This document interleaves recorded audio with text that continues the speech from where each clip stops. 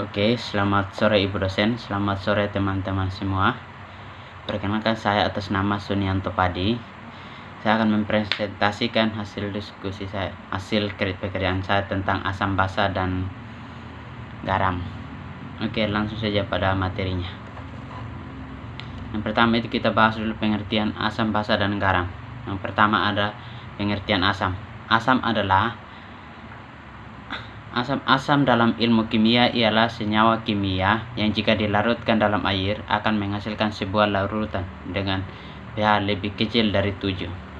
Dalam definisi modern, asam yaitu suatu zat yang bisa memberi proton atau ion H+ kepada zat lain yang disebut basa, atau bisa menerima pasangan elektron bebas dari suatu zat basa. Berikutnya ada pengertian basa. Basa ialah zat atau senyawa yang bisa bereaksi dengan asam, menghasilkan senyawa yang disebut garam.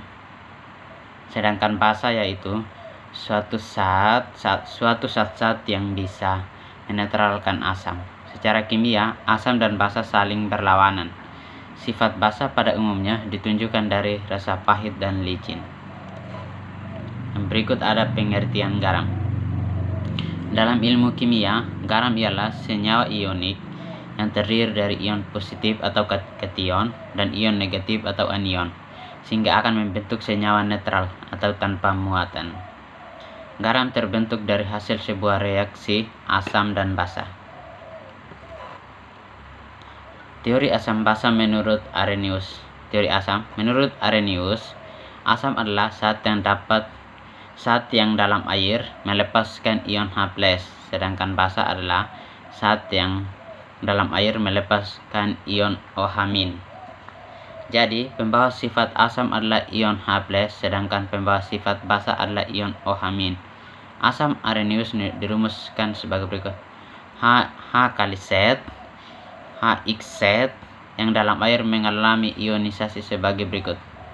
HX sama dengan X H+ tambah ZX-. Jumlah ion H+ yang dapat dihasilkan oleh satu ion molekul asam disebut valensi asam. Sedangkan ion negatif yang terbentuk dari asam setelah melepaskan ion H+ disebut ion sisa asam. Teori basa.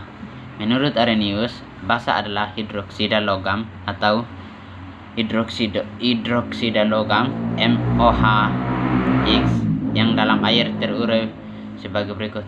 MOHX sama dengan MX+ tambah XOH-. Jumlah ion OH- yang dapat dilepaskan oleh satu molekul basa disebut valensi basa. Teori asam basa menurut Bronsted-Lowry. Teori asam basa Bronsted-Lowry dikemukakan oleh Johannes N. Bronsted dan Thomas M. Lowry pada tahun 1923. Secara keseluruhan, berisi semua definisi asam basa yang terkait. Konsep yang diajukan harus berdasarkan pada fakta yang menunjukkan asam basa yang melibatkan transfer proton atau ion H+ yang terjadi dari suatu zat ke zat lain, di mana prosesnya melibatkan asam sebagai pendorong dan basa sebagai akseptor atau penerima proton. Dibuat dengan asam Bronsted-Lowry, yaitu asam merupakan donor proton, sedangkan basa merupakan akseptor proton. Teori asam basa Lewis. Teori asam basa Lewis dikemukakan oleh G. N. Lewis pada tahun 1923. Menurut Lewis, resolusi asam basa yaitu asam adalah akseptor yang merupakan pasangan elektron, sedangkan basa adalah donor yang merupakan pasangan elektron.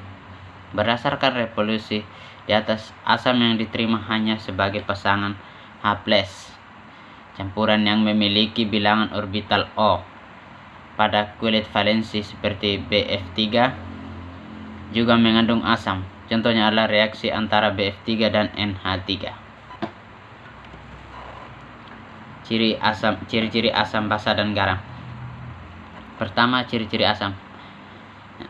Ciri-ciri asam: rasa masam jika dicicipi,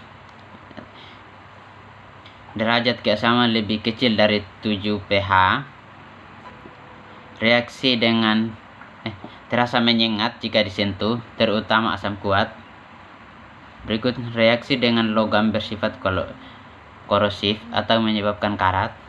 Dapat pula merusak jaringan kulit atau iritasi dan melubangi benda yang terbuat dari kayu atau kertas jika konsentrasinya tinggi. Asam juga merupakan larutan elektronik sehingga dapat mengantarkan arus listrik. Sifat asam mempunyai rasa asam, mengubah lakmus biru menjadi merah, bersifat korosif, dapat melarutkan berbagai logam, dapat melarutkan batu kapur, menghasilkan gas karbon dioksida. Yang berikut ciri-ciri basa. Rasanya pahit jika dicicipi. Dalam keadaan murni umumnya berupa kristal padat. Tingkat keasaman lebih besar dari 7. Terasa licin di kulit. Memiliki sifat kaustik yang merusak kulit jika kadar basanya tinggi. Dapat mengulfisi minyak. Merupakan elektronik, larutan dapat mengantar arus listrik. Sifat basa, rasanya pahit, mengubah lakmus merah menjadi biru, bereaksi dengan lemak, membentuk sabun, menetralkan sifat asam, bersifat korosif, khususnya basa kuat. Ciri-ciri garam. Apabila larut dalam larutan asam dengan larutan basa direaksikan, maka ion H+ dari asam akan bereaksi dengan ion OH- dari basa membentuk air. Reaksi antara asam dan basa ini disebut reaksi penetralan atau netralisasi jika jumlah zat asam sama dengan jumlah zat basa. Garam terdapat dalam bentuk garam netral, garam basa, dan garam asam.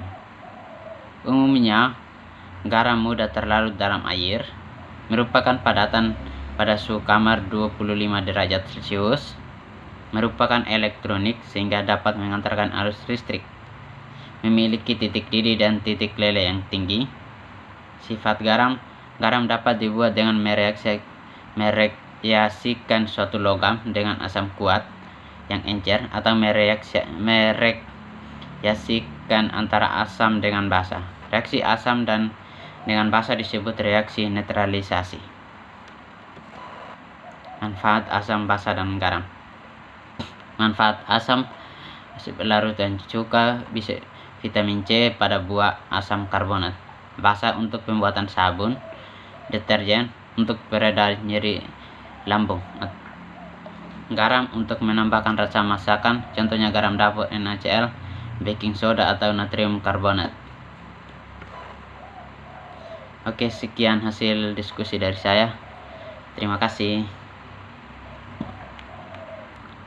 Maaf, sekian dari presentasi dari saya. Semoga kita dalam lindungan Tuhan yang Maha Esa dan dijauhkan dari segala penyakit yang sedang menyebar di dunia ini. Dan semoga kita segera bertemu kembali di kampus. Oke, dadah, sampai jumpa.